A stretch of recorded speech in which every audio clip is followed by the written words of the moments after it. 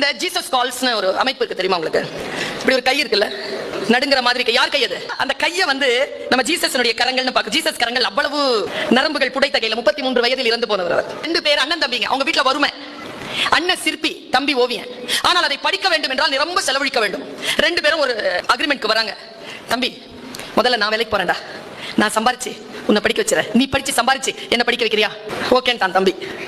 தம்பி நேரா போயிட்டான். இவன் சிற்பி இருக்கான்ல, அவனுக்கு சிற்ப வேலை கிடைக்கல, கல்லுடைக்கிற வேலை தான் கிடைச்சிருக்கு. அவன் கல்லுடைக்கிறான், வேலை செய்யறான், கல்லுடைக்கிறான். 5 வருஷம் ஆச்சு, 6 வருஷம் ஆச்சு, பையன் இன்னும் ஃபிளரிஷ் ஆகல.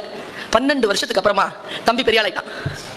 தம்பி வீட்டுக்கு வரான். அண்ணே, ஒரு ஓவியமா அவ்வளோ வேலைக்கு போதுனே, இனிமேல் நீ படி, நான் போனேன், நீ படி, நான் பாத்துக்கிறேன்.